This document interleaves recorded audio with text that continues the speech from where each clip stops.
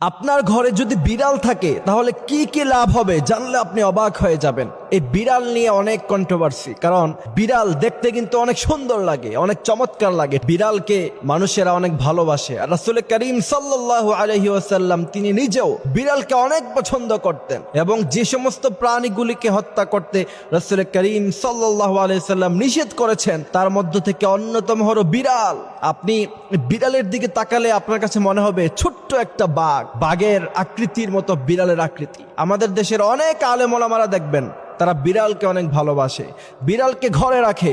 যেমন গত কয়েকদিন আগে দেখলাম শেখ আহমদুল্লাহ, আপনারা নিশ্চয়ই দেখেছেন, তিনি একটি বিড়ালের সাথে ছবি পোস্ট করেছেন এবং অনেকে সেখানে কমেন্ট করতেছে দেখেছি যে আবা হুরায়রা অর্থাৎ বিড়ালের বাবা, অনেকে প্রশংসাও করেছেন। তো শেখ আহমদুল্লাহ সহ বাংলাদেশের অনেক আলেম ওলামারা তারা কিন্তু বিড়াল পালে, জানেন, বিড়ালকে অনেক পছন্দ করে। ব্যক্তিগতভাবে বিড়ালকে দেখতে আমার কাছেও ভালো লাগে। এখন আসি যে বিড়াল পাললে, বিড়াল আপনার ঘরে থাকলে কি কি লাভ হতে পারে। অনেকে বলে যে বিড়াল যদি ঘরে থাকে তাহলে কোনো অশুভ জিনিস আসতে পারে না।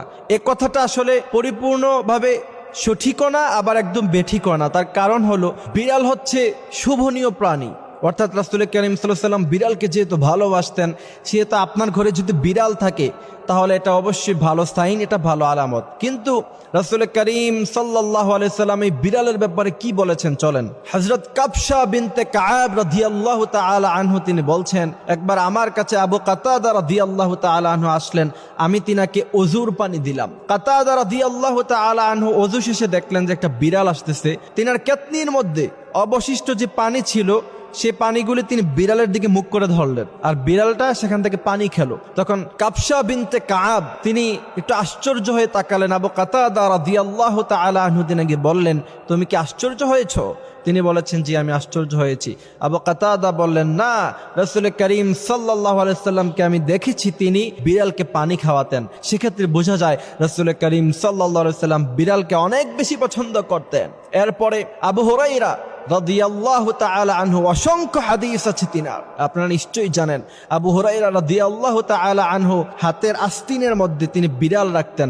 রাসূলুল্লাহ একদিন দেখে খুশি হয়ে বললেন, ইয়া আবা হুরায়রা, হে আবু হুরায়রা। আব্দুর রহমান রাদিয়াল্লাহু তাআলা আনহু মূলত তিনার নাম ছিল। তিনি মুচকি হাসলেন। এরপর থেকে তিনি মনে মনে একথা ধারণ করলেন যে আজকে থেকে আমার নাম হবে আবু হুরায়রা। সুবহানাল্লাহি ওয়া বিহামদিহি সুবহানাল্লাহিল আযীম। এখন আসেন, আপনার ঘরে যদি বিড়াল থাকে তাহলে কি কি ফায়দা হতে পারে। প্রথম নাম্বার ফায়দা, রাসূল করিম সাল্লাল্লাহু আলাইহি ওয়াসাল্লাম যেহেতু বিড়ালকে পছন্দ করতেন, বিড়াল যেহেতু একটি শুভনীয় প্রাণী, আর শুভনীয় প্রাণী যেই ঘরে থাকে সেই ঘরে অশোভনীয় জিনিস না আসাটা খুবই স্বাভাবিক। এজন্য এটা হচ্ছে এক নাম্বার ফায়দা। দ্বিতীয় নাম্বার ফায়দা হচ্ছে, যদি বিড়াল থাকে আপনার ঘরে তাহলে আপনি হাদিস এবং কোরআন যদি রিসার্চ করেন তাহলে দেখতে পারবেন পৃথিবীর প্রত্যেকটি প্রাণী আল্লাহ সুবহানাহু ওয়া তাআলার জিকির করে। আল্লাহ সুবহানাহু ওয়া তাআলা বলছেন, ইউসাব্বিহু লিল্লাহি মা ফিস সামাওয়াতি ওয়া মা ফিল আরদ, আসমান এবং জমিনের মধ্যে যত প্রাণী আছে সব কিছু জিকির করে আল্লাহ সুবহানাহু ওয়া তাআলার।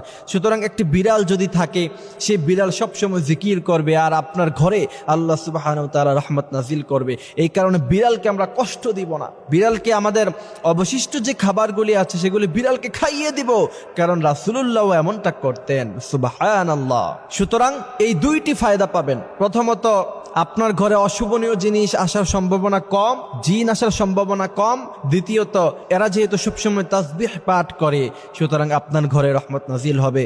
আল্লাহ সুবহানাহু ওয়া তাআলা আমাদেরকে রাসূলুল্লাহর মতো বিড়ালকে ভালোবাসার তৌফিক দান করুক। আমিন।